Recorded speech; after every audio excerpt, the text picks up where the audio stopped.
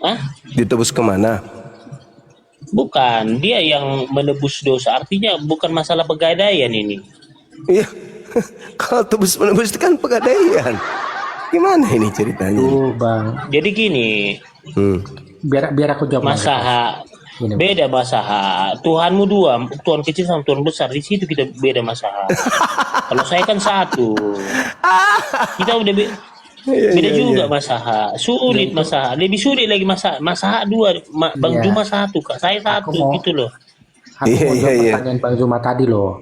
Itu jadi darah Yesus itu ditebus kepada racun buah kuldi, itu jawabannya. Boy, buang. Kenapa nggak racun kobra? Ular kobra. Salah ente. Darah Yesus itu ditebus kepada si Bilisis. Karena yang dikutuk kan si Bilisis. Sedangkan darah Yesus itu untuk melepaskan kutuk. Iblis kan dikutuk. Iblis itu Itu terpenjara. Iblisnya dipenjara.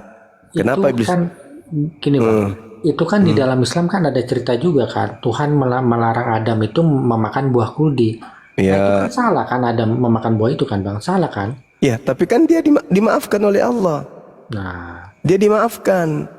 gini bang, Nah, Eliezer menembak Yosua. Eliezer kemudian meminta ampun, dosanya pasti diampunin. Tapi apakah dengan meminta ampun Yosua akan hidup kembali? Kan enggak. Nah Adam itu memang dosanya udah diampunin, tapi buahnya sudah terlanjur dimakan. Itu loh. jadi maksud lo? Ya, efek dari dosa itu tetap ada gitu loh. Maksudnya? Nah, gini loh bang. Iya, Eliezer kan kita langsung main dalil aja. Dalil di mana dalilnya? Adam itu mewariskan dosa itu dalilnya di mana? Setahu saya Adam mewariskan ilmu pengetahuan kan tadi kepada aku udah bilang bang. hmm, Pada waktu Adam itu belum memakan buah itu, Adam itu belum punya anak bang. Artinya tapi perintahnya apa? Sebelum dia makan buah perintahnya apa? Beranak cucu lah. Iya kan? iya, Benar tapi gak? kan belum punya anak Nah, bang, belum punya anak dia. sekarang begini. Sekarang begini. Adam dicipta oleh Tuhan untuk di bumi sebagai pemimpin. Betul? Betul ya. Nah, sekarang pertanyaannya, ketika dia menjadi pemimpin, tugasnya banyak. Menaklukkan burung-burung di udara, ikan di lautan, binatang yang melata. Betul? Iya betul. Bahkan dia diminta untuk menguasai bumi ini, menaklukkan bumi ini. Pertanyaan saya, kalau Adam tidak tahu baik dan buruk, bisa nggak dia menaklukkan bumi? Eh, bisa bang. Bagaimana caranya? Kan karena perintah itu diberikan kepada Adam sebelum Adam makan buah itu.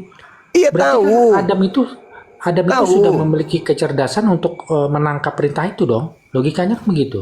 Oh bukan, bukan. Justru karena Adam belum tahu baik dan jahat, maka dia makan. Buktinya di dalam kitab saudara yang Anda gunakan itu, begitu dia makan buah, maka dia tahu dirinya telanjang. Artinya tadi dia telanjang tapi dia nggak tahu. Kenapa dia nggak tahu? Karena dia nggak paham baik dan buruk itu. Oh ternyata telanjang itu buruk. Begitu dia makan, maka dia sadar kalau telanjang itu buruk. Nah sekarang, saudara lihat monyet. Monyet itu telanjang. Monyet itu sadar nggak kalau dirinya telanjang? Tidak. Kenapa? Karena dia tidak mengetahui baik dan buruk. Nah, monyet ini bisa nggak menjadi pemimpin di bumi? Tidak. Kenapa nggak bisa? Karena dia tidak tahu baik dan buruk. Jadi untuk menguasai alam semesta ini, Adam harus dipersenjatai ilmu pengetahuan baik dan jahat. Ini baik, ini jahat, ini nggak boleh. Jadi apa yang terjadi di Gan Pakai Eden itu? akal. Pakai akal. Apa yang terjadi di Gan Eden itu hanya membuktikan bahwa Adam ini sudah layak turun ke bumi ini menjadi pemimpin. Syukran Bunda Mila, Masya Allah. Itu hanya supaya dia diketahui oleh malaikat yang lain, oleh makhluk lain. Ini loh, coba lihat Adam. Dia mampu kemudian menaklukkan. Ketika dia salah, maka dia kembali kepadaku. Makanya dikatakan kemudian bahwa Adam itu diberkati.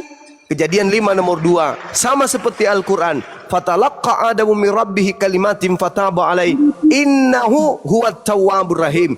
Adam setelah melakukan kehilafan menerima beberapa kalimat dari Tuhannya, lalu kemudian dia bertobat dan Allah menerima taubatnya.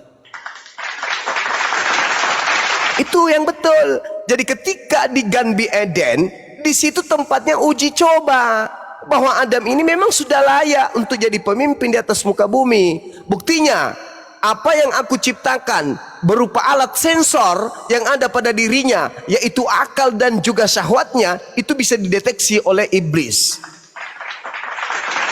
Nah sekarang ketika kemudian manusia turun ke atas muka bumi ini dengan pola yang Anda bawa, apakah setelah mati Yesus manusia tidak seperti Adam, punya kehendak free will?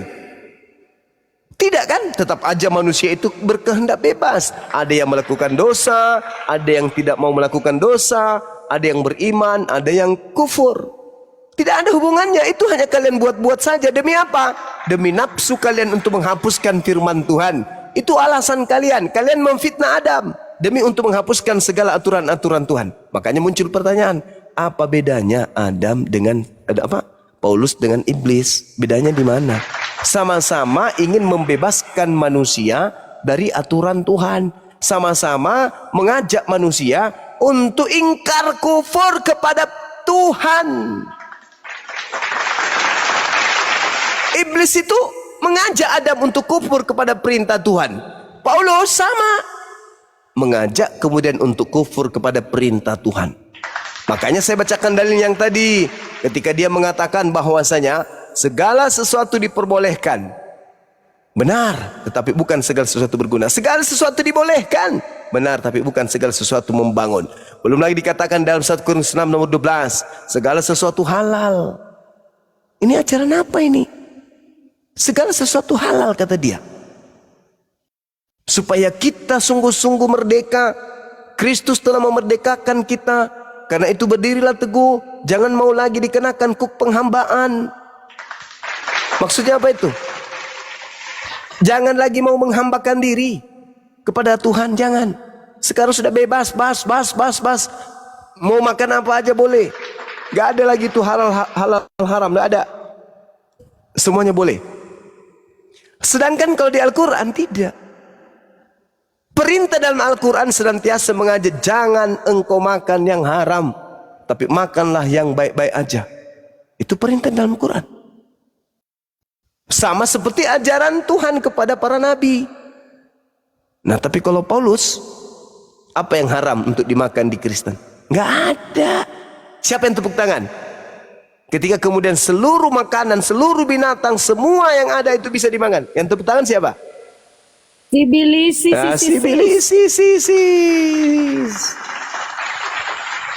Begitu kawan.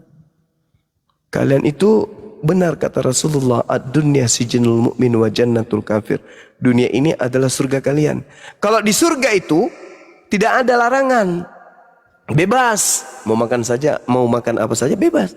Karena sudah bukan lagi tempat ujian, tapi tempat membalas, tempat menerima balasan dari lulusnya kita dari ujian. Bebas. Tapi kalian menjadikan dunia ini surga kalian. Tak ada larangan, mau ngapain aja boleh. Tak ada larangan. Kalaupun ada aturan yang muncul itu bukan dari Tuhan lagi, tapi dari Paulus. Ya. Ya, Muhammad sendiri kan menghalalkan onta. Apa bedanya dengan Paulus yang menghalalkan babi? Saudara, itu. Hukum yang datang kepada Bani Israel itu mengikat Bani Israel. Bukan untuk bangsa lain. Tapi Kristen beda. Kristen tidak ada hukum yang datang dari Tuhan untuk mereka, tetapi mereka kemudian nyamar-nyamar sebagai pengikut Bani Israel. Lalu apa? Menghantam jantung daripada pengajaran para nabi Israel. Dihapuskan semuanya itu. Kalau Nabi Muhammad kagak. Aturan yang datang kepada Bani Israel, silakan kepada Bani Israel. Tapi ketika datang Nabi Muhammad, memiliki pola aturan yang berbeda. Makanya Yesus mengatakan apa? masih banyak yang ingin aku ajarkan kepadamu, tapi belum sanggup untuk kalian tanggung. Tapi ketika ia datang, yaitu seorang penolong lain, dialah yang akan mengajarkan segala sesuatunya kepadamu tentang keadilan, tentang kebenaran, tentang pengisapan dunia akan dosa. Itu ucapan Yesus. Berarti akan ada seorang penolong lain yang datang mengajarkan segala sesuatunya. Itu yang harus diikutin. Bang, ya kalau gitu Kristen nggak apa-apa dong makan babi, kan kami bukan orang Israel. Yes, sebelum utusan Tuhan dari langit diutus untuk seluruh umat manusia. Betul sekali. Sebelum Nabi Muhammad datang, kalian mau makan babi, mau makan sepatu, mau makan kuku kuda, silakan. Mau makan tanduk biawak, silakan Anda makan. Mau makan telur singa juga boleh kalian makan. Karena tidak ada aturan yang datang kepada kalian, tidak ada nabi yang datang kepada kalian. Karena nabi-nabi yang datang hanya kepada Bani Israel dan mengikat hanya kepada Bani Israel. Mazmur 147 nomor 19 nomor 20. Hukum-hukumku yang datang kepada Yakub dan aturan-aturanku kepada Israel tidak kuberikan kepada bangsa yang lain. Nah, kalau ada perintah pada saat itu, jangan engkau makan babi, itu hanya untuk Bani Israel. Kalian mau makan babi, tidur sama babi juga boleh. Karena perintah itu bukan untuk kalian. Tapi ketika Nabi Muhammad datang, maka pola yang didatangkan oleh Allah ke atas muka bumi ini adalah untuk seluruh umat manusia. Kalian tidak bebas lagi, karena sudah ada aturan yang untuk kalian, yaitu yang dibawa oleh Nabi Muhammad. Makanya seruannya Nabi Muhammad itu ya ayuhan nas, wahai seluruh umat manusia. Ada enggak Yesus menyeru seluruh umat manusia? Enggak ada. Enggak ada, Bang. Enggak ada seruannya Yesus itu untuk wahai seluruh umat, enggak ada. Dia seruannya ya Bani Israel. Itu seruannya. Begitu juga Nabi Musa. Seruannya hanya untuk Bani Israel. Tidak ada itu ya Bani Adam, ya ayyuhan nas. Itu enggak ada. Cuman Bani Israel, Bani Israel, Bani Israel, Bani Israel, Bani Yehuda, Bani Yehuda. Hanya itu seruannya. Tidak ada seruan untuk seluruh umat manusia. Kalian aja ini yang mengikat diri ke sono. Kenapa? Karena kalian mau bebas. Padahal telah datang Nabi Muhammad kemudian untuk kalian. Harusnya kalian itu beruntung. Kenapa? Karena datang kepada kalian seorang nabi yang mengajarkan segala sesuatunya untuk supaya kalian masuk ke dalam jannah, hidup kekal di sana. Tapi kalian tolak, malah kalian ikut kepada Paulus. Contoh lucunya ya, contoh lucunya, Saudara Kajiro, dengarkan uniknya kelucuan daripada ajaran Kristen. Dengarkan baik-baik. Galatia 3 nomor 13. Kristus telah menebus kita dari kutuk hukum Taurat. Pertanyaannya, ini lucunya ini di sini. Sejak kapan kita ini dianggap terkutuk ketika kita tidak melakukan hukum Taurat? Sejak kapan? Di mana Elohim berfirman kalau hukum Taurat itu untuk kita? Lucu kan? Kristus telah menebus kita dari kutuk hukum Taurat. Hei, sejak kapan kita ini, sebagaimana yang ada dalam Ulangan 27 nomor 26, terkutuklah orang yang tidak menjalankan Taurat ini dengan perbuatan. Terkutuklah orang, terkutuklah dia. Orang, kita juga orang kan? Tetapi yang dimaksud di situ adalah Bani Israel. Terkutuklah orang yang tidak menjalankan Taurat dengan perbuatan. Apakah kita ikut? Tidak. Itu hanya untuk Bani Israel saja. Maksudnya, terkutuklah umatnya Nabi Musa yang tidak mempraktikkan hukum Taurat itu dengan perbuatan. Yang dikutuk adalah orang Bani Israel.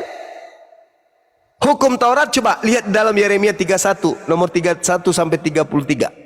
Aku akan mengadakan perjanjian baru dengan Bani Israel dan Bani Yehuda. Masuk nggak kita di situ? Enggak. Apa itu? Aku akan menanamkan hukum Taurat ke dalam batin setiap Bani Israel dan Bani Yehuda. Bukan di kita. Ulangan 33 nomor 4. Hukum Taurat itu adalah milik kepunyaan Bani Yakub. Ulangan 4, Ulangan 6, hukum Taurat itu mengikat kepada Bani Yakub. Mazmur 147 ayat 9, nomor 19-20, hukum-hukumku yang datang kepada Yakub dan aturan-aturanku yang datang kepada Israel tidak aku berikan kepada bangsa lain. Nah, lalu kenapa Kristus mati untuk membebaskan kita dari hukum-hukum Bani Israel? Emang hukum Bani Israel itu untuk kita?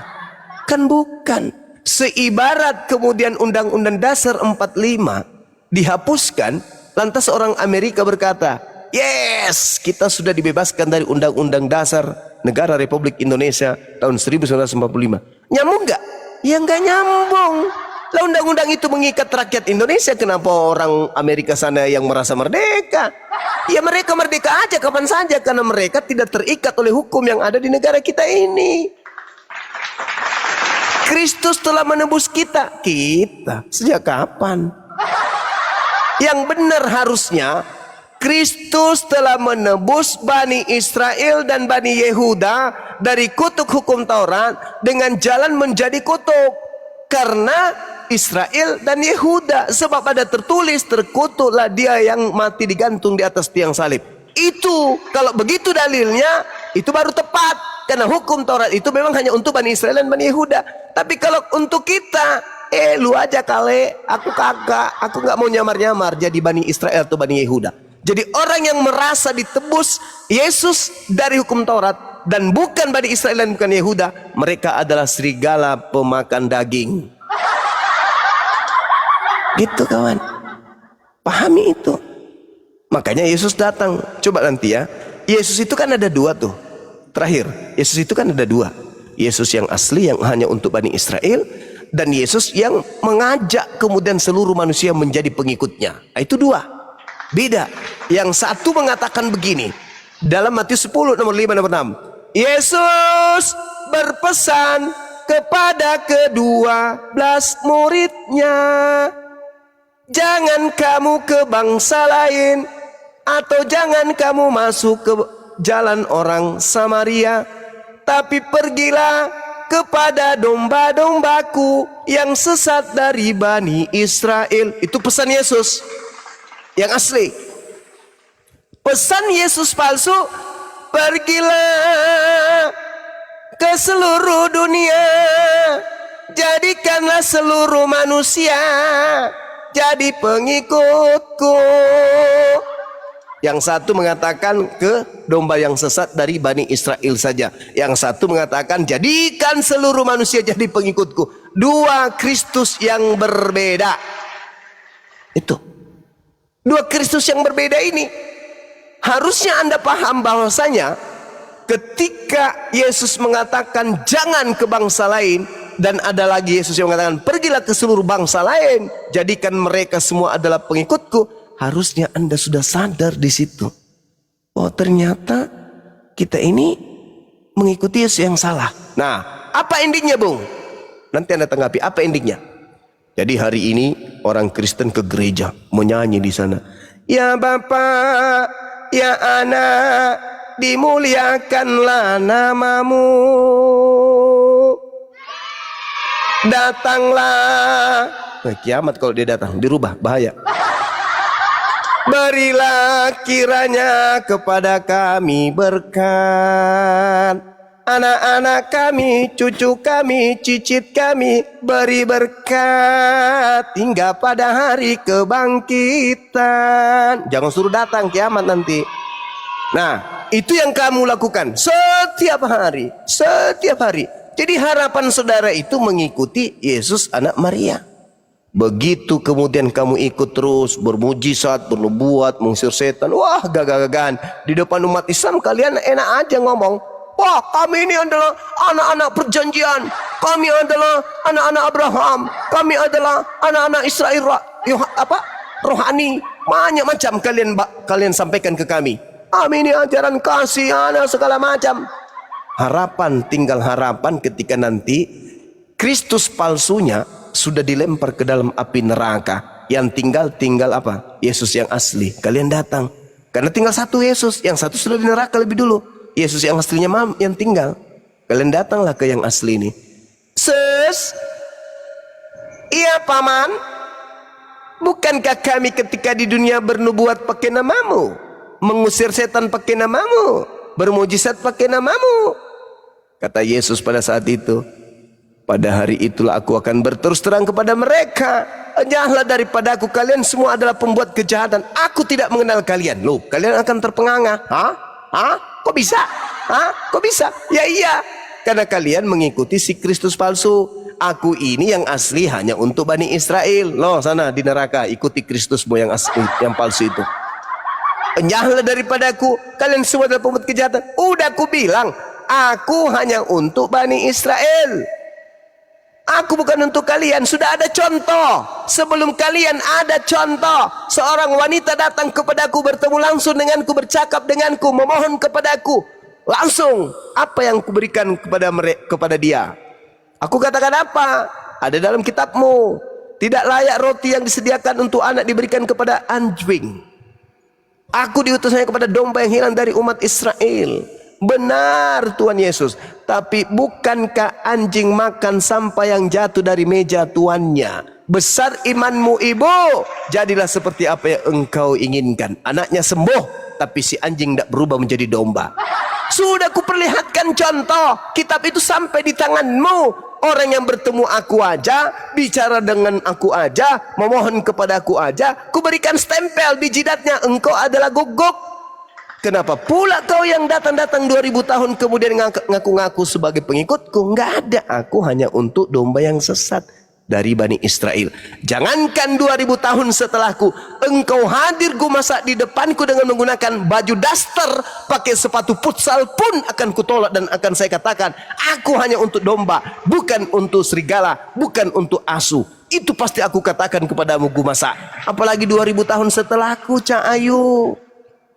Itu loh, makanya kalian diusir, karena kalian itu bukan pengikutnya. Kalian itu adalah tausiah jadinya ya, pengikut. bukan diskusi, jadi tausiah ya. Sama ya. Kok pakai sepatu futsal guru? Baju daster sepatu futsal. Aduh, mama ini. Pengikut Kristus yang palsu. Saya kira demikian, silakan. Masya Allah. Jadi tausiah nggak diskusi. Ya, silakan kalian lagi yang Masa pun bertausiah. nggak menyanggah apa yang dikatakan Bang Juma. Saya tadi bertausiah Mas Aha. 10 menit, 5 menit. Sekarang kalian yang bertakia 10 menit, silakan. Gantian. Gini, ya. Silakan. Kan Tuhan itu berkata kepada Abraham, keturunanmu akan banyak seperti pasir di laut. Lah, faktanya Kristen 2,3 miliar, itu kan kayak pasir di laut. Betul nggak, Bang Kefas? 2,4, jangan kurangi 100. Oh iya, 2,4 ya. Berarti iblis 100 juta sukses banyak ya? loh Mas Aha. Mas Aha, 100 juta bagaimana banyak. caranya keturunannya menjadi Kristen sedangkan yang turun bukan Kristen? Beda loh.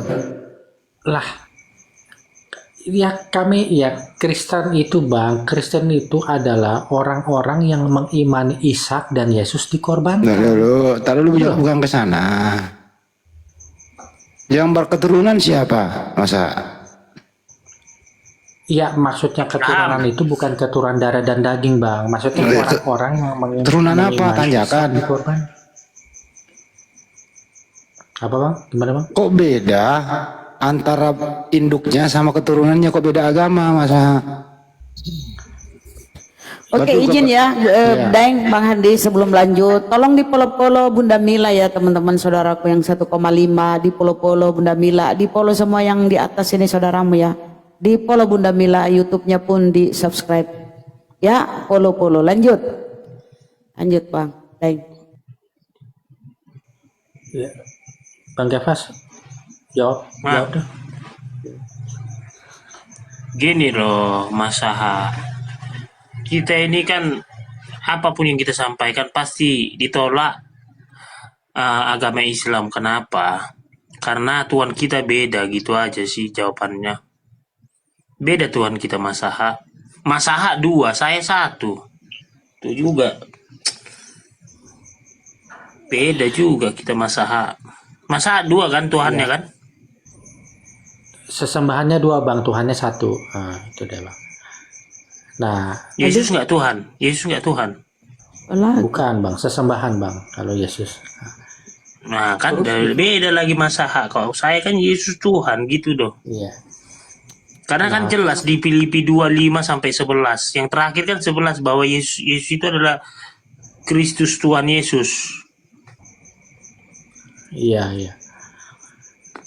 Terus ini Bang Zuma, tadi kan aku mau nanya, itu kan hukum Islam itu kan turun di dalam bahasa Arab. Berarti hukum itu hanya untuk bangsa yang berbahasa Arab. Itu satu. Dan yang kedua, kenapa Yesus mengatakan dia hanya untuk Bani Israel? Karena Yesus itu belum bangkit, Bang. Yesus itu belum menerima hak kesulungan Adam. Setelah dia bangkit, baru Yesus berani ngomong, jadikanlah semua bangsa muridku, dari Yudea, Samaria, dan sampai ke ujung bumi, gitu Bang. tapi coba lihat tuh di Wahyu. Wahyu. Tuh di Wahyu itu apa? Pintu-pintu surga itu terdiri dari 12. Di setiap pintu itu tertulis nama ke-12 suku Israel. Dan masing-masing pintu dijaga oleh malaikat. Nah kau dari suku di sini, suku apa sukumu? Batak atau apa kau Manado? Ketika kau ke sana, kau ditanya, kau suka apa Kolorijo? Ah, aku ini Manado. Oh enggak, ini suku 12 suku Israel ini pintu-pintu di sini. Ya kan? Jadi bukan cuma karena Yesus masih hidup atau sudah terangkat. Gak ada seperti itu. Gak direken kau. Jadi saya Diusir jawab. tuh, Bang. Silakan turun dah. Iya, pertanyaannya sangat menarik. Berarti Al-Quran itu hanya untuk bangsa Arab dong? Nah, ini pertanyaan yang sangat menarik. Justru karena aturan Tuhan yang datang sebagai penutup kepada seluruh umat manusia, maka Al-Quran itu diwahyukan dalam bahasa Arab. Kenapa? Satu, Nabi yang diutus sebagai khataman nabiyyin adalah bangsa Arab. Inna ja'alnahu Qur'anan Arabiyan la'allakum ta'qilun. Aku wahyukan Al-Quran dalam bahasa Arab agar kamu mengerti. Kalau Nabi Muhammad tidak mengerti, bagaimana dia ingin menjelaskan Al-Quran itu kepada kaumnya, kepada umatnya? Sedangkan Al-Quran itu firman Allah yang mencakup segala ilmu pengetahuan. Memahaminya harus kemudian berdasar terhadap ilmu logat, ilmu nahwu, tata bahasa, ilmu saraf, perubahan bentuk kata, ilmu istiqaq, akar kata, ilmu ma'ani, pemahaman yang penting untuk diketahui karena susunan kalimat dan dapat dengan mudah kemudian dilihat maknanya. Ilmu bayan, bagaimana kata zahir dan yang tersembunyi, juga mempelajari kiasan serta permasalahan yang ada di dalamnya. Misalnya permisalan atau perumpamaan yang ada di dalamnya. Kemudian ilmu ba'di, ilmu qiraat, ilmu aqaid, usul fiqh, asbabun nuzul, nasik mansuk. Ini semua harus mencakup, dan disiplin ilmu ini hanya bisa digunakan ketika yang digunakan itu adalah bahasa Arab. Lah kalau yang dipakai bahasa Yunani atau bahasa Bugis, bagaimana bisa dijelaskan pakai bahasa Bugis isi Quran itu, isi firman Tuhan itu? Nggak bisa. Kata yang ada di dalam bahasa Arab itu mencakup seluruh kata dan makna yang dipahami oleh manusia di atas muka bumi ini. Saya ulang lagi. Kata yang ada dalam bahasa Arab itu adalah kata yang mewakili seluruh makna yang dipahami oleh umat manusia di atas muka bumi ini. Sehingga Al-Quran itu datang dengan menggunakan bahasa yang mencakup seluruh bahasa yang ada di atas muka bumi. Contoh di Indonesia kita ini, berapa banyak bahasa Quran yang diserap. Rahim, kalau berbicara mengenai rahim, artinya perut manusia, tempat kasih sayang, tempat kasih dan sayang seorang ibu kepada janinnya. Coba Anda lihat, ibu mengandung pertama dirusak oleh suami. Robek dia, robek. Bahkan ikut dengan darahnya, robek. Dan itu bukan hanya dilakukan sekali. Bisa jadi satu malam dilakukan berkali-kali. Sudah begitu, kesakitan. Ya meski ada nikmatnya juga sedikit sih, tapi nggak gitu kan ya. Tapi setelah begitu, ngidam wanita ini. Ngidam. Wanita ini ngidam. Begitu dia sudah ngidam, bukan membenci suaminya, malah cinta kepada suaminya.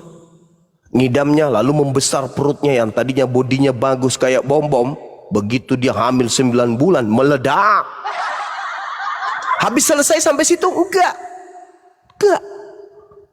Lubang kenikmatannya itu sobek mengeluarkan si janin. Sudah begitu, apakah dia dendam? Gara-gara kamu tidurku tak enak, gara-gara kamu ini aku nggak bisa makan enak, tidur tidak enak. Kamu terus menyiksa aku, badanku naik, semuanya bengkak, pipiku bengkak, ini robek semuanya, urat-uratku kau habisin semuanya. Begitu dia keluar, apakah dia kemudian dendam sama si bayi? Enggak. Dia sayang sekali.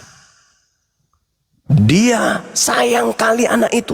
Apakah hanya pada saat bayi? Tidak, sampai mati. Bahkan sampai di jannah, seorang ibu akan tetap menyayangi darah dagingnya sendiri. Ini bahasa Arabnya apa? Rahim, kasih sayang, wadah yang menumbuhkan kasih sayang pada diri seorang ibu. Ada nggak bahasa Indonesia? Kandungan. Apalagi? Kandungan apa artinya? Kandungan.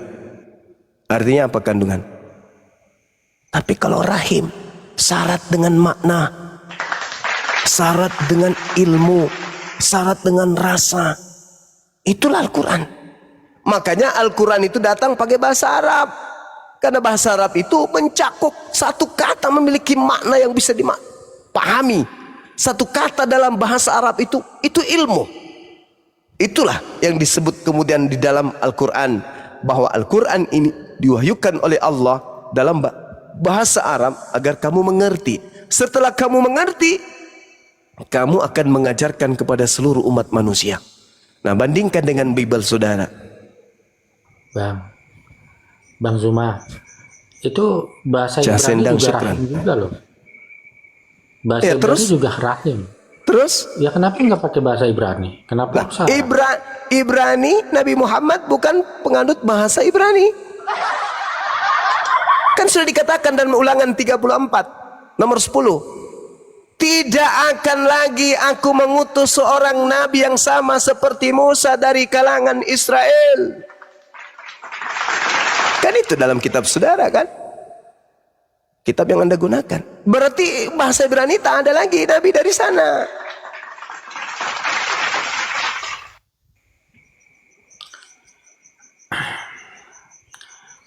Berarti nabi yang sama seperti Musa, yang Tuhan simpan titip firman-Nya pada mulut nabi tersebut, ya bukan dari Bani Israel. Bahkan di dalam Kisah Para Rasul 3 nomor 22-23, bukankah di dalam kitab Taurat dikatakan Tuhan bahwa Tuhan akan mengutus seorang nabi yang sama seperti Musa, dan akan terjadi siapa yang tidak mendengarkan nabi tersebut akan dibasmi dari umat kita. Jadi nabi yang sama seperti Musa, kalau tidak didengarkan, maka dia akan membasmi orang tersebut yang tidak mendengarkannya.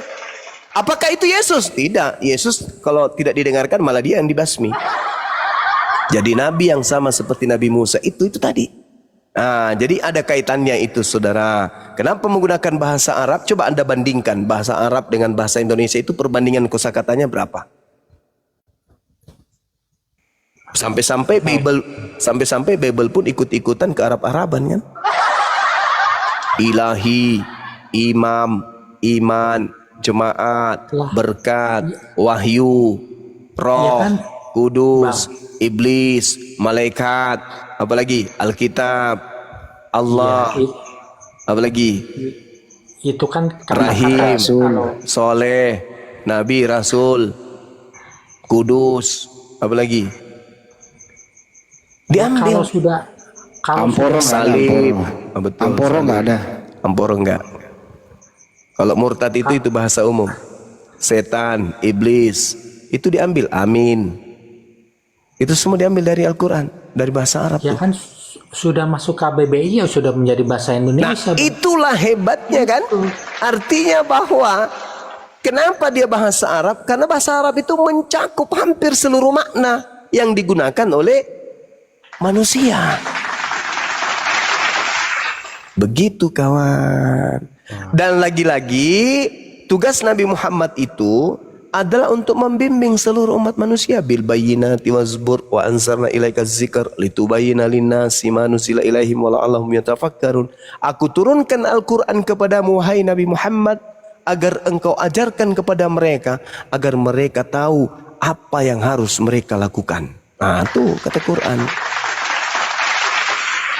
Iya, betul. Bahasa Arab itu kosakatanya itu 12 jutaan. Kalau bahasa Indonesia kosakatanya berapa? Nggak tahu aku. Ada 112.000 kali kalau nggak salah. 112.000 kalau nggak salah. Nah, sedangkan bahasa Arab 12 juta. Cobalah. 127.000 digandingkan 12 juta. Coba. Kemudian orang Kristen ingin memahami Al-Quran pakai terjemah. Al-Quran kosakatanya 12 juta. Bahasa Indonesia yang dipakai ini terjemahan ini hanya 120-an ribu. Itu yang mau dipakai untuk Kristen memahami Al-Quran. Ya nggak bisa lah. Maka kalau orang Kristen ingin paham Al-Quran, maka orang Kristen harus tahu ilmu saraf, ilmu nahwu, ilmu lugat, istiqqa dan seterusnya. Ya iyalah, harus bang. Gak bisa dengan terjemahan karena terjemahan itu hanya salah satu dari 17 kurang lebih ilmu yang harus dikuasai untuk memahami Quran. Oke. Jadi itu terjemahan Quran yang dikeluarkan Kemenak itu tidak akurat dong. Akurat itu. Tetapi Sama ke bahasa Indonesia. dengar. Akuratnya kenapa? Karena kesanggupan bahasa Indonesia cuma segitu. Maka dibutuhkan ilmu nahwu, dibutuhkan ilmu saraf, dibutuhkan ilmu ma'ani, dibutuhkan kemudian bayan, badi dan seterusnya. Sehingga hanya orang yang memahami ilmu ini yang bisa menjelaskan Al-Quran. Karena nggak bisa kita macam Bang Sumo menjelaskan Al-Quran secara terperinci itu nggak bisa. Kenapa? Modal terjemahan. Terjemahan ini keteteran, tidak sanggup. Kecuali dimasukkan kemampuan kita untuk mengerti tentang lugat. Itu dimasukkan pemahaman kita untuk memaham tentang tata bahasa, ilmu nahwu. Barulah kemudian orang yang paham ilmu ini menjelaskan, merangkai kata untuk bagaimana orang yang bertanya ini bisa paham. Kenapa? Karena kapasitas bahasa Indonesia tidak sampai untuk memahami Al-Quranul Karim.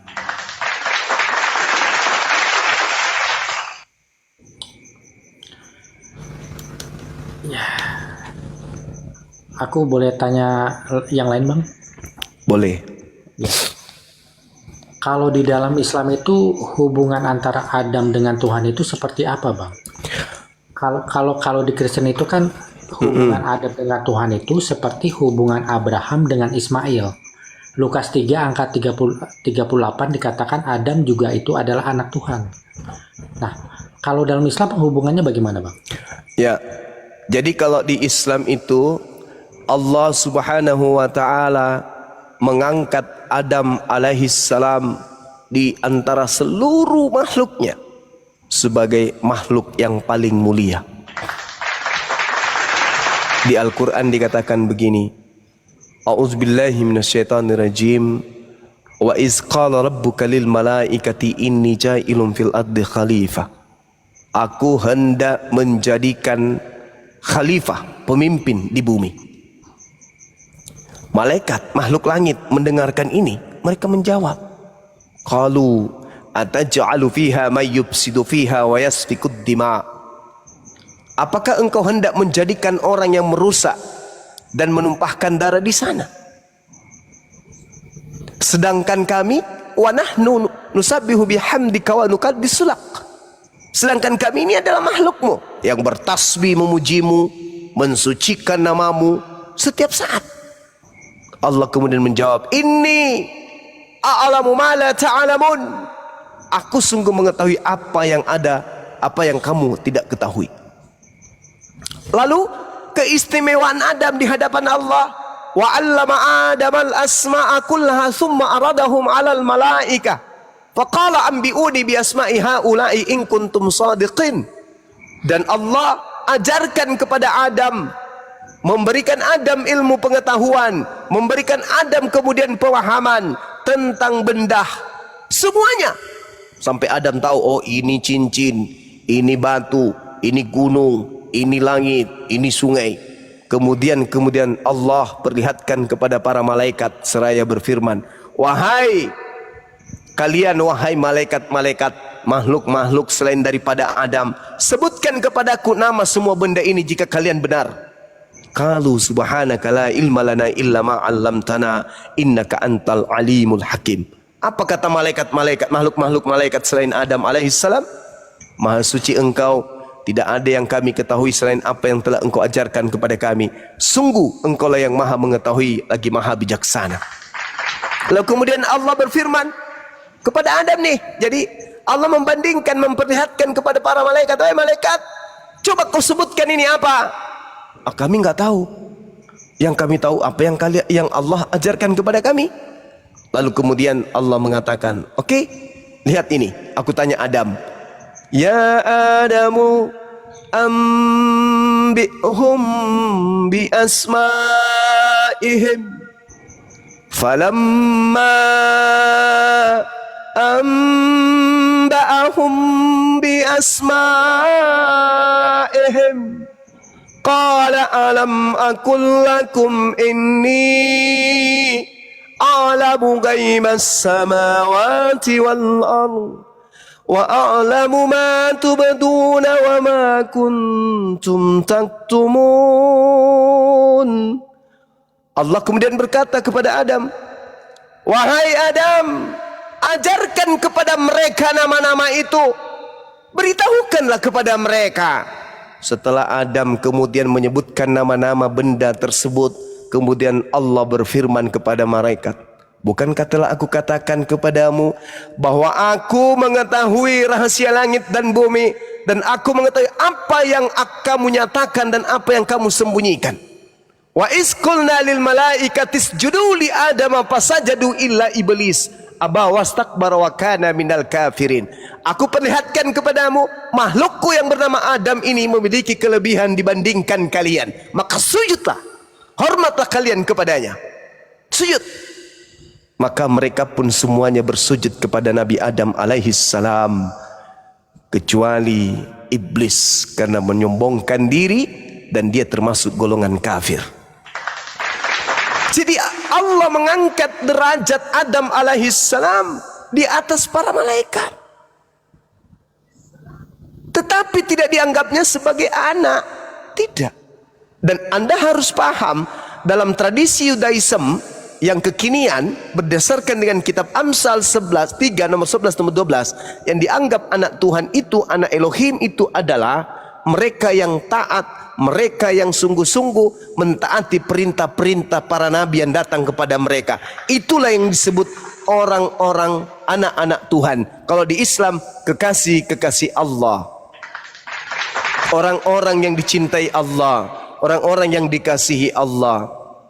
Itu dalam pandangan kami umat Islam. Jadi kalau dalam pandangan mereka itu disebut anak Allah, anak Elohim, maksud saya anak Eloah, makanya bin Eloah. Makanya dikatakan di dalam pengajaran Yesus, Yesus disebut anak Allah. Yesus menjawabnya, bukankah di dalam kitab Tauratmu siapapun yang diserahi tugas untuk menyampaikan firman, maka dia disebut sebagai Allah atau anak Allah. Kisah Para Rasul 4 nomor 30, Yesus di sana baru diteguhkan, kemudian disebut sebagai hamba Allah yang suci. Itu saudara. Jadi Adam itu dalam pandangan Islam adalah makhluk yang disempurnakan, makhluk yang paling sempurna, diciptakan dalam bentuk fi aksani takwim, yang intim kepada Tuhan. Begitu kawan. Eh, Maluku, berarti Indonesia. Adam itu bukan anaknya Allah ya, bukan ya, Bukan. bukan. Nah, Iya. masalahnya gini bang, kalau Adam itu bukan dari anaknya Allah, berarti Laisa kamislihi syai'. itu tidak betul, karena ternyata ada yang sama Allah yang tidak berbapa itu dengan Adam juga yang tidak berbapa. Ternyata ada saingannya Allah ini. Siapa saingannya? Adam, Allah tidak berbapa, Adam juga tidak berbapa. Waduh. Laisa kamitslihi syai', tidak betul dong. Nah gitu. Makanya gimana bang itu ya? Adam itu diciptakan oleh Allah. Wa is qala rabbuka lil malaikati inni ja'ilun fil ardi khalifah. Aku hendak menciptakan khalifah di bumi. Adam dicipta.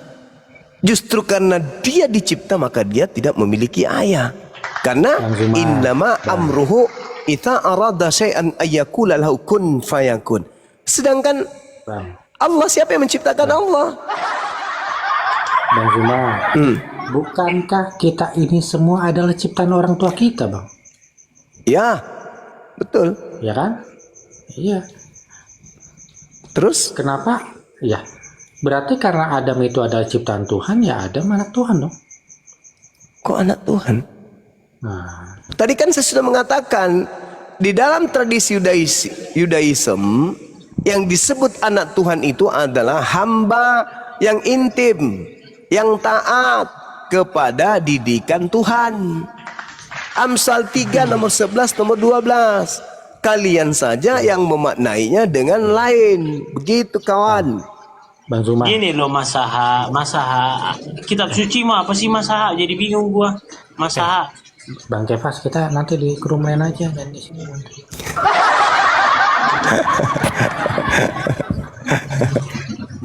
Tadi Bang Zuma kan mengatakan kalau Adam itu makhluk yang disempurnakan.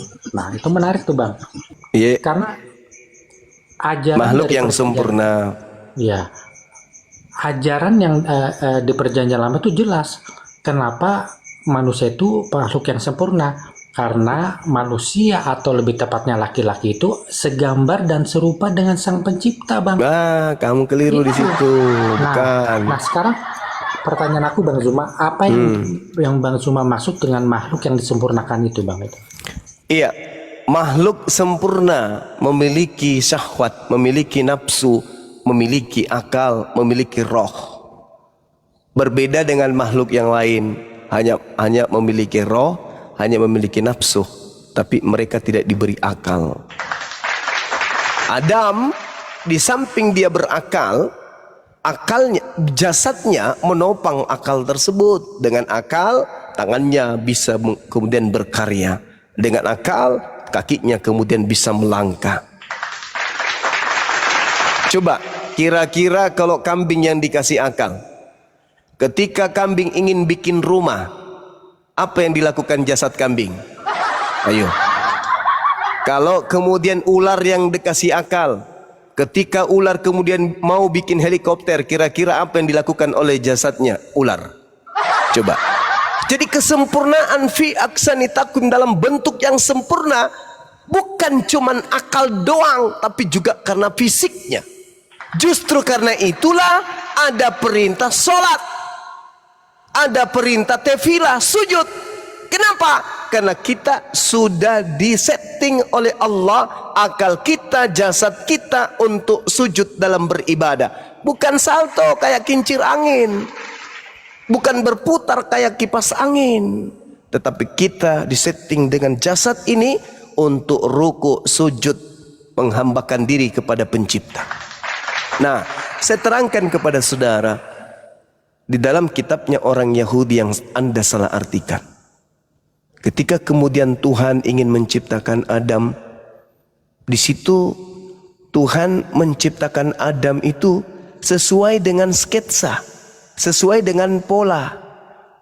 Makanya dikatakan di data nomor 26, baiklah kami menjadikan manusia menurut gambar dan rupa kami, supaya mereka berkuasa atas ikan-ikan di laut dan burung-burung di udara dan atas ternak yang ada di seluruh bumi dan atas binatang melata yang ada yang merayap di bumi. Dengarkan baik-baik. Tuhan berfirman, menjadikan Adam alaihi salam segambar dengan rupa Tuhan. Bukan berarti Adam itu rupanya dan gambar Tuhan itu sama seperti Adam. Tidak. Seibarat saya menggambar sebuah jembatan. Jadi saya sudah rancang jembatan ini seperti apa gambarnya, dan saya sudah bentuk jembatan ini seperti apa rupanya. Setelah saya kemudian ingin menjadikan gambar saya dan rupa yang saya buat ini teraplikasi benar-benar menjadi jembatan, maka saya mengatakan, baiklah aku, baiklah kami menjadikan jembatan itu serupa dengan segambar baiklah kami menciptakan atau membuat jembatan itu menurut gambar dan rupa kami. Maksudnya apa? Menurut gambar dan rupa yang kami buat. Itu maksudnya. Jadi Tuhan sudah merancang, oh ini makhluk saya yang namanya Adam, aku ciptakan dia dengan rupa yang aku sudah gambar, yaitu tangan kiri kanan, ada kelaminnya, ada pusarnya, ada jantungnya, ada empedunya, ada limpahnya, ada ususnya. Itu yang dimaksud. Tuhan sudah merancang semua itu. Dia katakan itu supaya apa? Supaya dia bisa berkuasa. Karena bagaimana mungkin dia bisa berkuasa terhadap ikan-ikan di laut kalau kakinya cuman satu dan telapak kakinya berbentuk bulat. Tidak bisa renang dia kayak kaki kuda. Maka dibuatlah telapak kaki itu pipi supaya dia bisa berkuasa gitu. Ya. Sebenarnya tafsirannya nggak perlu sejauh itu, Bang. Nih aku kasih contoh nih, Bang ya. Iya. Anak kambing segambar dan serupa dengan kambing. Anak domba segambar dan serupa domba dengan domba. Tommy Soeharto segambar dan serupa dengan Soeharto. Berarti wajah Adam sama dengan wajah Tuhan gitu, Bang. Salah kamu. Makanya kamu baca dalil selanjutnya. Maka Tuhan menciptakan manusia itu menurut gambarnya, menurut gambar Tuhan. Diciptakannya dia laki-laki dan perempuan. Kalau Anda mengatakan bahwasanya Adam ini dicipta sesuai dengan bentukan Tuhan, wujud Tuhan, maka Anda harus mengakui Tuhan itu wujudnya laki perempuan. Dan apakah pantas kemudian pencipta langit dan bumi ini punya kelamin? Apakah pantas pencipta langit dan bumi ini punya anus? Ketika dia kemudian ingin melihat yang di belakang harus nengok dulu ke belakang. Itu bukan Tuhan, itu makhluk. Jadi yang dimaksud dengan kejadian 1 ini, Tuhan menciptakan Adam sesuai dengan gambar settingan Tuhan yang sudah dirancang oleh Tuhan. Rupa yang dibentuk Tuhan berupa makhluk ini betul-betul dicipta sesuai dengan apa yang sudah digambarkan rupa tersebut. Bukan berarti marilah kita menciptakan kemudian anak kambing serupa dengan ibu kambing. Marilah kita menciptakan kemudian ayam serupa dengan ibu ayam. Bukan begitu maksudnya. Tuhan itu pencipta. Pencipta itu arsitek terbaik. Dia adalah pola yang terbaik menciptakan ciptaannya. Tuh. Jadi seorang arsitek yang baik, dia telah menggambarkan gambar bangunan yang paling baik, dan dia akan membuat gambar itu sesuai dengan kenyataan. Seakan-akan dia itu nyata, benar-benar gambar itu yang masuk ke dalam ranah fisik. Begitulah yang dimaksud ayat itu. Ya, makanya kenapa laki-laki itu disebut makhluk tertinggi. Karena desainnya itu dibuat berdasarkan desain terbaik, yaitu desain sang pencipta sendiri gitu loh. Perempuan juga. Apa? Perempuan juga. Kan yang diciptakan pertama kali itu kan Adam baru. Oh, dia mengatakan, maka dikatakan menurut gambar Elohim diciptakannya dia, laki-laki dan perempuan diciptakannya mereka. Itu dalil. Bang, perempuan itu kan diciptakan dari tulang rusuk Adam. Adam diciptakan dari nol, sedangkan perempuan tidak. Contohnya bentuk, kita berbicara bentuk. Kita berbicara bentuk. Ini loh, Bang. Bukan awal dan akhir, kita berbicara bentuk, kita berbicara rupa. Betul? Anda sadar enggak itu? Iya, kalau Adam kan beda, Bang. Kalau Sekarang Adam itu, sekarang begini, Saudara. Kalau Anda memahami yang dimaksud kitabnya Yahudi ini serupa dan segambar dengan Tuhan, bagaimana Anda bisa menceritakan kepada saya Tuhan Anda dalam wujud dia laki-laki sekaligus dia perempuan? Bagaimana bentuknya itu? Maksudnya bagaimana itu, Bang? Bijinya berada di tengah. Terus ya enggak, Bang. Tuhan itu laki-laki, Bang. Wujudnya itu laki-laki. Loh, Karena di situ dikatakan maka Allah menciptakan manusia itu menurut gambarnya. Menurut gambar Elohim diciptakannya dia laki-laki dan perempuan, diciptakannya mereka. Bagaimana ini? kan yang diciptakan Jasen Adam dan syukran duluan, Bang. akhina. Itu Gimana? kan diciptakan nggak sama-sama. Yang diciptakan dulu kan Adam. Ya Lah. kan? Lah, perempuan itu kan tidak Coba diciptakan kamu dari baca nol, Bang. datanya Kejadian 1:27 coba. Iya, aku tahu, Bang, kan perempuan itu nggak diciptakan dari nol, tidak seperti Loh, di Adam. situ dikatakan, saudara, maka diciptakannya sesuai dengan rupa dan gambar Elohim, maka diciptakanlah laki perempuan. Kok jadi diingkari sekarang dalilnya? Maka pertanyaan saya, kalau Anda mengatakan bahwasanya Tuhan itu serupa dengan manusia, bagaimana Tuhan Anda dalam waktu yang bersamaan dia laki, dia perempuan? Bang Zuma tahu nggak kenapa sholat Jumat itu harus diimami oleh laki-laki, Bang? Tahu nggak kenapa? Karena memang itu sudah disunahkan, sudah diperintahkan. Itu menjadi aturan, itu sudah menjadi rukun dalam sholat. Laki-laki yang harus jadi pemimpin. Nggak ada hubungannya itu. Karena perempuan itu tidak segambar dan serupa dengan Tuhan. Makanya nggak boleh. Dalilnya begitu. Makanya otak itu dipelihara. Itu harta yang paling berharga yang Tuhan kasih itu dipelihara. Aku bacakan lagi. Maka Elohim menciptakan manusia itu menurut gambarnya. Menurut gambar Elohim diciptakannya dia laki-laki dan perempuan, diciptakannya mereka. Menurut gambar Tuhan diciptakannya laki dan perempuan. Ulang lagi. Menurut gambar Tuhan diciptakannya laki dan perempuan. Nggak ada di situ laki aja, perempuan juga. Jadi kalau Anda menobatkan wujud manusia itu serupa dengan Tuhan, bagaimana Anda bisa mewujudkan Tuhan Anda di saat yang bersamaan dia hanya dua jenis kelamin? Jadi Anda jangan. Dan itu juga saudara Masaha akan tabrakan dengan dalil-dalil yang lain kalau Anda menganggap wujud Tuhan itu seperti manusia. Pertama, 2 Samuel 7:22, Tuhan yang telah menciptakan Adam tidak serupa dengan Adam. Yeremia 10 nomor 6, Tuhan yang menciptakan Adam tidak serupa dengan Adam. Laisa kamislihi syai'. Itu dalil, Bung. Keluaran 23 data nomor 19 jelas Tuhan bukan manusia dan bukan anak manusia. Nah sekarang kalau Tuhan mau kau wujudkan manusia, ya satu tubuh dua kelamin. Lalu buat apa anus buat Tuhanmu?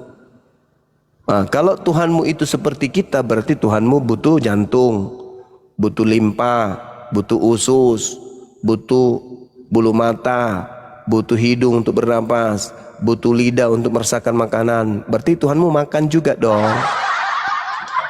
Iyalah, Tuhan Yesus kan makan.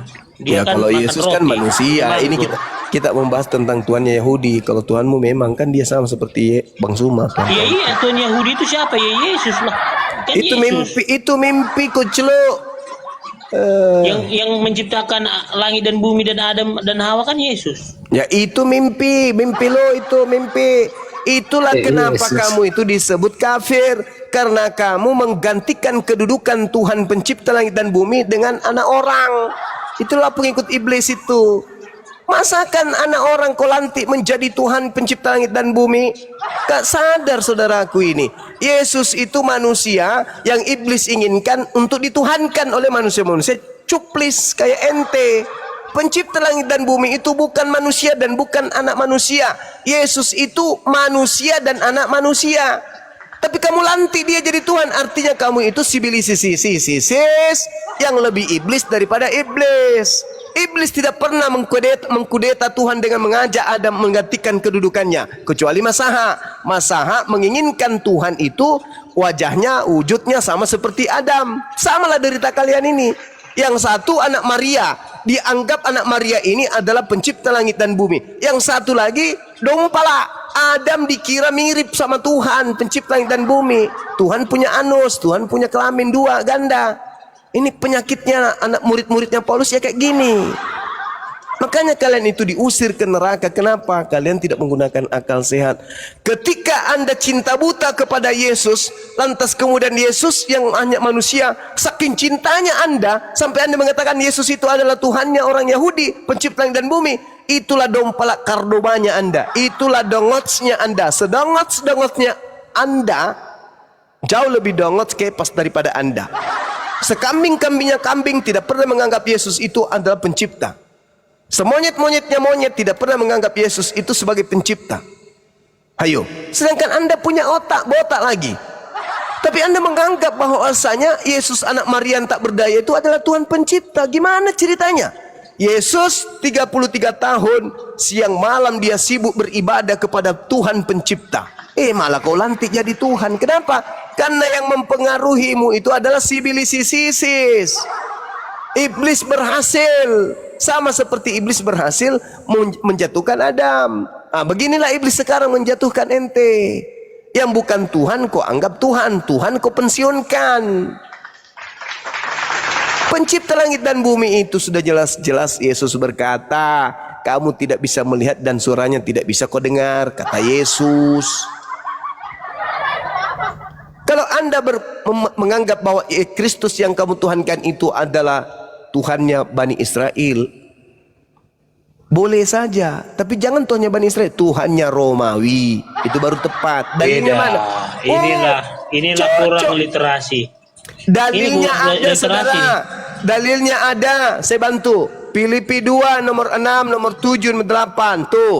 Theos datang ke atas muka bumi ini.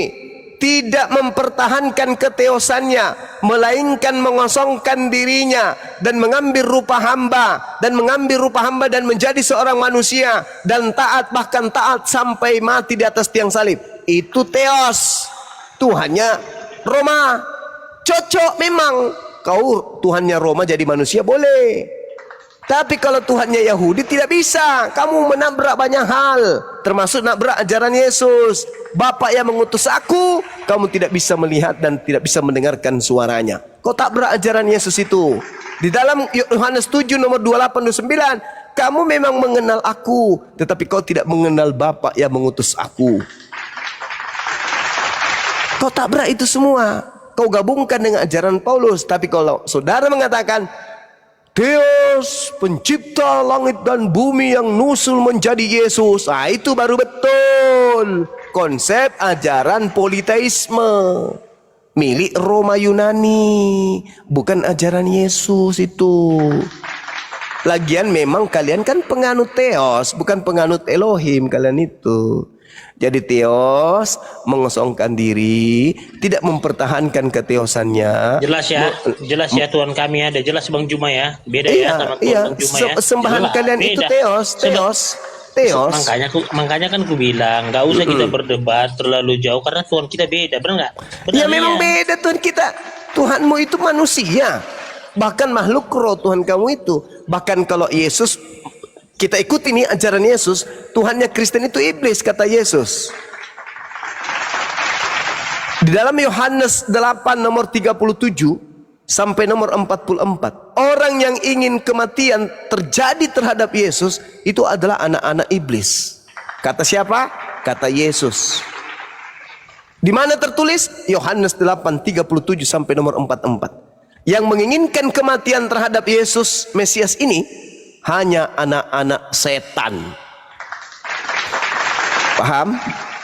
Bukan kata saya, itu kata Yesus. Jadi Kristen itu menurut Yesus anak-anak etan, anak-anak sibilisisis. Eloi, Eloi, lama sabatani Allah, Alamak. mengapa kau tinggalkan aku? Nah, itu Ke si dalam iblis tanganmu tuh. kuserahkan rohku. Si iblis tuh yang teriak tuh. Itu bukan Yesus tuh yang teriak, Eli, Eli, kenapa lama sekali? Itu bukan Yesus. Kok jadi ke sana? Eli, Eli, lama sabaktani. Tuhanku, Tuhanku, mengapa engkau meninggalkan aku? Itu bukan Yesus. Oh, Tuhan kok meninggalkan Tuhan? Bukan. Yesus tidak pernah sekalipun memanggil Tuhannya dengan panggilan Eli. Keilahiannya di sorga, itu kedagingannya disalib, Bang Juma. Temija. Jadi yang takut kepada malaikat siapa? Siapa? Siapa yang takut kepada malaikat? Siapa yang takut sama malaikat? Yesus Tuhan. Nah, Apa dia takut sama malaikat? kenapa dia takut kemudian? Lukas 22 nomor 44 kalau nggak salah. Coba Anda baca kitab saudara. Bacakan Bang Juma supaya 1600 ini cerdas gitu loh. Ayo teman-teman, siapa yang ingat datanya tuh? Lukas 22 nomor 44 ya. Kalau nggak salah. Yesus sangat ketakutan dan makin bersungguh-sungguh berdoa. Peluhnya menjadi seperti titik-titik darah yang bertetesan ke tanah. Lalu ia bangkit dari doanya dan kembali kepada muridnya. Tetapi ia mendapati mereka sedang tidur karena duka cita. Kata Yesus kepada mereka, mengapa kamu tidur? Bangun, weh, bangun sambalu, bangun. Dan berdoalah supaya kamu jangan jatuh ke dalam percobaan. Ia sangat ketakutan. Kenapa dia bisa takut? Itu kan kedagingannya itu. Nah, sekarang bisa nggak daging takut tanpa roh? Apa? Bisa nggak daging itu takut tanpa roh? Bisa. Oh, jadi kamu pernah mendengarkan berita telah terjadi kebakaran di sekitar Danau Toba. 3 mayat melarikan diri karena takut terbakar. Hah? Telah Itu ditemukan, beda. telah Itu- ditemukan itu beberapa gini mayat dong, Bang melarikan Juma. diri dari ruang mayat di rumah sakit jiwa. Jangan kita samakan. Loh, kan Tuhan mayat dengan katamu, manusia. katamu mayat bisa takut. Jadi, jadi ketika ada mayat dibaringkan, yang masuk juga mayat mantan preman, mayatnya yang bukan preman ini lari, kabur, ada preman. Kan kau katakan bahwa yang takut jasadnya.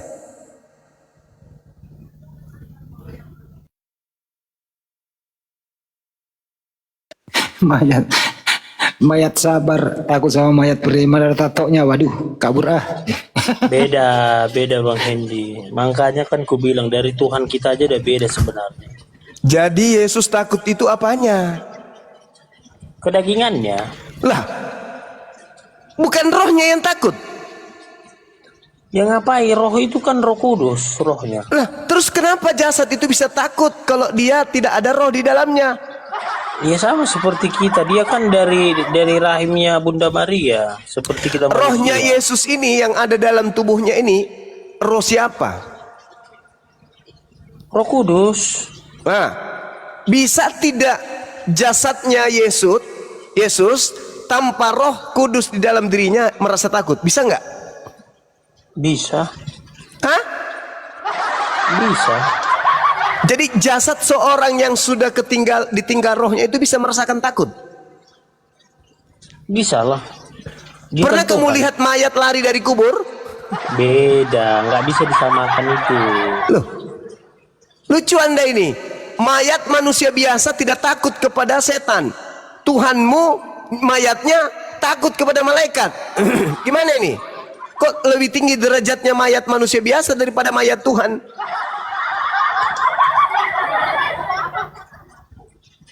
Yesus itu merasakan takut karena adanya roh di dalam dirinya. Roh, respon roh itulah terhadap malaikat ini membias kepada dagingnya, membias kepada dagingnya ketakutan. Terlihatlah titik-titik darah seperti keringat, gini seperti titik darah.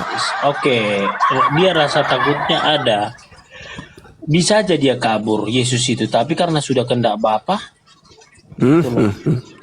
Begini saudara, ketika kemudian ada orang takut, misalnya ya, ada orang berjalan, tiba-tiba dia melihat setan.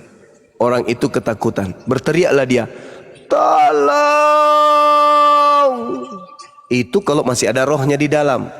Begitu dia baru mengatakan toh, rohnya keluar, masih nyambung nggak dia teriak long? Atau cuman toh saja? Nggak nyambung lah, karena kan rohnya udah nggak ada lagi dalam. Berarti yang menyebabkan takut roh yang ada pada diri orang tersebut. Contoh, ketika ada orang dikejar anjing, takut digigit anjing, maka dia lari sekencang-kencangnya. Begitu dalam keadaan berlari sekencangnya, rohnya keluar, masih lari nggak dia? Padahal anjing sudah semakin dekat. Berhentilah. Meskipun anjing sudah sangat dekat padanya. Meskipun, biarpun, sekalipun. Berarti jasad ini tidak merasakan takut tanpa roh di dalam dirinya. Itulah yang dialami Tuhanmu. Jadi Roh Kudus ketakutan sama malaikat. Beda. Ini Kok beda? Bang Juma. Kok beda? Beda lah. Kok beda? Bedanya di mana? Yesus itu kan dari firman. Lah, jadi kalau dari firman tubuhnya manusia itu bisa takut tanpa roh. Sebenarnya keilahiannya kan di surga. Lah, kok gimana? Yang mana yang benar ini? Berarti Yesus 100% bukan Tuhan dong. Tuhan lah. Loh, katanya di surga ilahinya. Mana yang betul?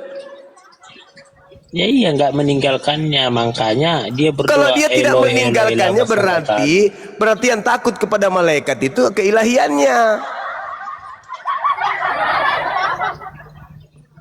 Ada Tuhan takut sama malaikat. Beda kan? Beda lah. Ini Nggak agamamu. masuk akal. Makanya gini Nggak masuk Bang. akal. Sama Tuhan nggak boleh main akal-akalan. Oh, jadi yang kamu lakukan barusan ini apa?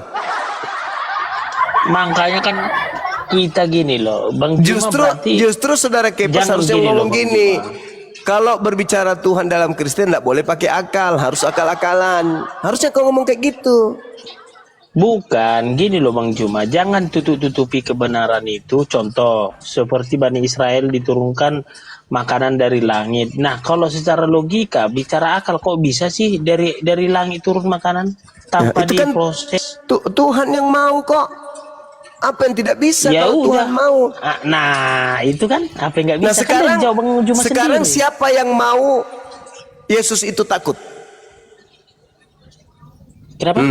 Siapa yang mau agar Yesus takut? Itu kan kedagingannya, Iya. bukan kemauan Yesus. Man rasa enak boy. Maksud lo Yesus lagi bersandiwara? Bukan, dia sudah berserah. Jadi dia mau tak mau harus kehendak Bapa. Oh, jadi dia bukan Bapak. Beda lagi nih. Bagaimana nih Yesus Dia ini? Bapa itu kayak kan keilahiannya. Dia Bapak gitu itu loh. sendiri. Loh, kenapa dia takut? Takutlah, karena kan dia merasakan sakit juga, makan, Iya. minum, makan ikan goreng. Hancur. Tuhan takut sama malaikat. Hancur deh, hancur. Hancur. Kamu kalau di Sulawesi Selatan ini, saya masakan kamu itu apa? Sagu. Satu drum, habis itu kubur kau di situ di sagu. Biar kau jadi kebun. Beda Bang Juma, beda. Makanya saya bilang beda. Kan udah dibilang, kan kalau kau mengaku Yesus Kristus sebagai Tuhan, kau dianggap bodoh. Oh memang betul. Karena memang Paulus sudah sadar ini ajaran yang kubuat ini kalau ada yang percaya pasti orang bodoh. Dia sudah tahu itu. Yang percaya kepada saya ini hanya orang bodoh. 1 Korintus 1 nomor 23 itu kata Paulus. Pasti orang bodoh aja yang percaya kepada ajaran saya ini. Makanya orang Yahudi itu orang cerdas-cerdas. Orang Arab itu orang cerdas-cerdas. Makanya tidak percaya kepada ajaran Paulus. Masa sih? Tapi kan minum kencing unta, gimana cerdasnya, dari mana? Apa gizinya? Itu perintah minum kencing onta hanya kepada oknum. Oknum itu tok, bukan diajarkan kepada umat Islam itu. Bukan. Sama seperti ketika di dalam kitab saudara diperintahkan mengambil kemudian tai kering. Bakarlah roti itu di atas tai kering. Itu bukan diperintahkan untuk seluruh umat Yahudi, enggak, sama oknum tok pada saat itu kejadian Enggak lah, itu. kan ketika Yesus berkata dengan muridnya, inilah dagingku makanlah, inilah darahku minumlah. Artinya itu kan bukan untuk oknum, tapi kan untuk semua kami, peringatan. Gitu loh. Bukan, yang saya bilang ini yang disuruh bakar roti di atas tai kering, tai manusia kering gitu loh. Itu kan dibilang minumlah kencing unta ini kau akan sembuh, kan artinya kan itu kan untuk umat. Ah, aneh-aneh aja orang ini. Bukan untuk umat itu. Ada orang datang merantau, kemudian beliau sakit, datang ke Nabi Muhammad. Bagaimana aku mau sakit, aku sembuh, mau sembuh gimana caranya? Kau pergi ke sana, kau ambil kencing ontanya campur dengan susu minum, kau akan sembuh. Iya sembuh, sembuh orang itu, benar-benar sembuh. Sekarang kalau dibandingkan Yesus, apa ajarannya? Minum racun. Coba kau minum racun. Matilah. Mati, padahal Yesus mengatakan kau tidak akan mati. Faktanya mati. Kalau Nabi Muhammad mengajarkan minum pada orang tersebut, betul-betul dia minum. Mati. Itu perumpamaan tentang Wah, kepercayaan. kalau giliran kayak gitu perumpamaan nggak sia-sia. Gitu loh. Sedikit-sedikit perumpamaan. Itu iman, itu tentang iman itu Bang Juma. Iya. Tai sapi kau keringkan, kau bentuk, lalu kau kasih topi, lalu kau bilang ini Tuhanmu, itu pun bisa kalau kau cuma modal iman. Oke, Bang Andi silakan Bang Andi, saya bikin kopi campur masaku dulu Bang Andi. Malas saya hadapi kepas ini. Masa ada gini Bang Juma, kayak susu campur kencing onta. Kan itu tuh. Luar biasa. Daripada minum darah. Kepas. Aduh. Kencing onta itu bukan perintah dalam kondisi tertentu sama orang tertentu. Bunyinya nggak begini, minumlah kencing onta itu untuk umatku, nggak ada begitu bunyinya. Berarti yang bego, berarti gini loh, kalau itu nggak perintah, berarti yang bego yang minum itu dong. Nggak ada yang bego di sini dalam kondisi darurat. Iya. Coba Kepas, Berarti- dalam kondisi darurat, ya. Terus hanya ada satu tai babi yang bisa kau makan. Kalau kau nggak makan tai babi itu, kamu mati. Ada nggak selain itu, ngeri? Dengerin makanya Ngeri, ini kondisi darurat nih. Hanya tersedia tai babi saja. Kalau kau nggak makan tai babi itu kau mati. Tapi kalau kau makan secukupnya kau bisa selamat. Bagaimana itu? Bertahan hidup, kira-kira begitulah ya, kira-kira. Iya. Kalau lapar, bertahan hidup. Nah, kau paham lah itu ya. Itu kondisi nggak darurat. adalah. Nah, gini loh Bang Hendy, Nabi kami nggak ada mengajarkan yang kayak gitu Bang Hendy. Jadi kembali tadi ya. Lu berani nggak kira-kira pergi ke Israel, si rewel sana, kayak misionaris yang lain teriak. Siriwil. Iya, si rewel itu lu kok teriak-teriak di sono. Tuhanmu. Yesus Tuhan, Yesus Yes, Tuhan, iya. Yesus Tuhan gitu. Bukan. Elohim adalah Yesus, adalah Tuhan. Elohim Yesus itu sendiri adalah Tuhan. Kau berani nggak Pas? Nggak berani aku diludahi nanti. Nggak berani. Kenapa? Nggak berani aku.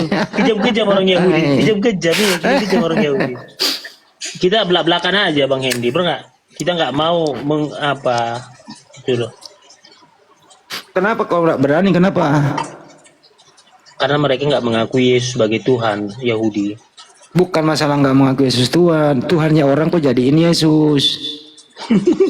Itu ya masalah. Tuhannya orang kau jadikan manusia menjadi Yesus. Itu yang membuat terakhir ini bukan lagi diludahi, digamparin Pas. Digambarin.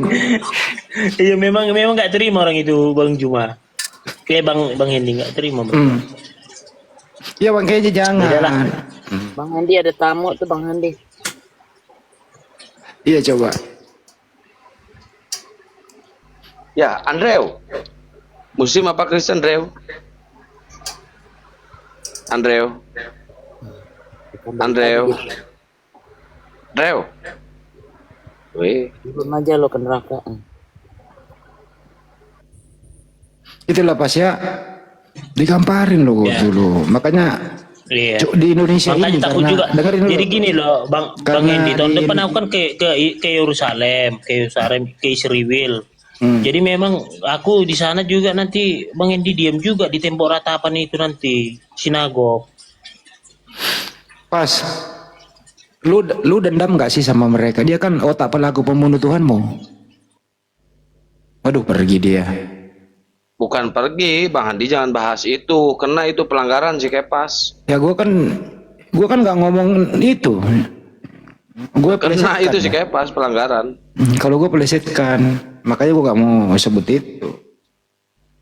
Kalau si rewel aman kan?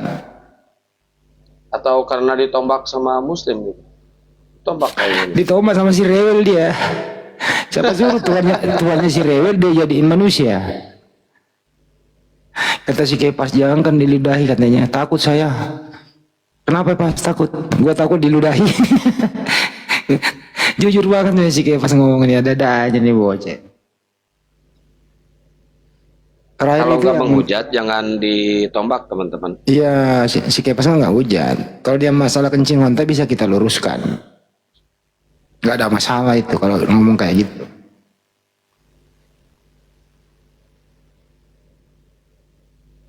Jadi masalah kencing lontar itu teman-teman itu nggak ada perintah. Ya, nggak ada itu. Bukanlah oke, nggak ada hukumnya, baik wajib maupun sunnah nggak ada.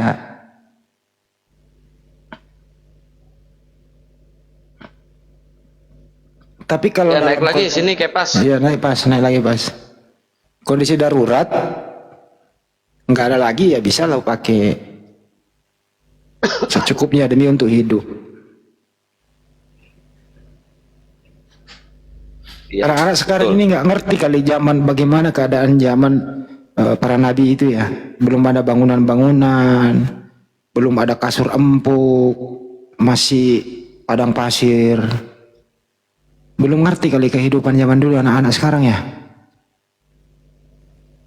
Dalam kondisi belum ada kompor gas, belum ada mobil, belum ada internet, belum ada keramik gitu.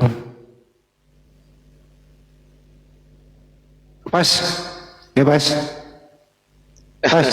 Ya teman-teman yang di bawah di tab-tab layar ya. Terus yang peringatan Muslim di atas aku. kalau ada tanda plus silahkan di follow teman-teman yang di atas ya. Yang Kena peringatan 1,5 aku. ini silakan. Ya, Follow dulu, kembali kawan, lagi. follow supaya Izin aku Kepas, follow dulu. izin. Follow yang di atas ya, Bunda Mila, akun baru, teman-teman support. Bang Kepas juga tolong di follow. Yang lain-lain ya, semua di atas tolong di follow. Saudaraku ya, Kena tolong di kena follow peringatan Bunda aku Mila. Bang Endi. Gara-gara Israel. Si rewel aja si rewel. Lu Iya, ada dendam jadi- gak sih sama si rewel itu? Dia kan otak pelaku bikin metong Tuhanmu. Kayak pas lu ada dendam gak sih sama dia? Dendam nggak ada karena kami diajarkan Tuhan Yesus nggak boleh dendam. Tapi gini ya, Tapi kenapa sebagian? Ada rasa- Ntar dulu Tawas. ada Kenapa rasa se- kesal. Oh ada kesal. Kenapa sebagian Oten itu khusus di Indonesia ini banyak yang mendukung si rewel itu? Padahal dialah otak pelaku pembunuh Tuhanmu. Kenapa masih didukung? Iya, Rizky Mereka ini kan Muslim nggak apa terima. Kristen Rizky?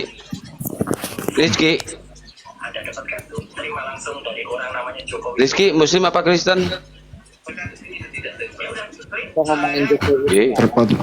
Lu kan ngerti 340, lu ngerti nggak pas 340? Kuap. iya pembumbun berencana, Iya, pemetong berencana kan. Itu kan Iya. enggak dia. Lu bisa bawa ke mahkamah Ikut internasional. lah. Lu kamu kan Iya, ngerti ikut hukum, serta dengerin. tentara Romawi, ikut serta junta Iya, kamu kan 55, ngerti hukum KUHP. pas. Kamu bisa bawa Iya. ke mahkamah internasional lo itu dengan pasal itu. Nggak Boleh. bisa Bang Handi, itu kan harus ada barang buktinya. Barang buktinya harus ada salib, harus ada diri berciciran. Nah, Dirinya itu berapa enggak, liter? enggak. 20 liter kan? Barang bukti nggak selamanya. Ada barang buktinya. Ada bukti surat, ada bukti surat. Enggak, satu Nggak itu ada, harus ada itu, tombak juga harus ada itu. Nggak dulu, ada ntar tombak dulu. kayu tiang salib pun ada. Dengarin ini ya, barang bukti itu bisa bukti surat, bisa bukti TKP, dan bisa bukti materi. Materinya ya bisa itu, Ya. salib ada masih mungkin di sana, Ya, ada, TKP-nya masih masih ada. ada. Ya, bukti suratnya, Juga Yesus kan masih ada. Aduh, ya Allah, Nggak ada. Kepas bukti surat, bukti suratnya masih ada pas. Yang kau pegang itu loh. Semua saya rasa orang Kristen percaya loh bukti surat bahwa mereka bersekongkol. Nanti kalau menang aku menggugat Bang Hendy di Belanda, di Den Haag, ya, di Den Haag. Kalau aku menggugat nanti tentara Romawi sama Mahkamah Agama, ya di Israel, artinya apa yang ku bilang tadi itu? Ya kan bisa aku jadi kaya raya, tapi aku masuk api neraka. Kagak lah. Kan ini demi kebenaran. Disuruh pengakuan dong dia. Bener nggak dia gitu loh. Kalau bener ya kamu minta dispensasi lah 1.000 triliun gitu loh. Kecil kali 1.000 triliun. Terus berapa kira-kira lu minta dispensasi? Setengah harta kekayaan bumi inilah. Ya, emang dia punya kan nggak juga.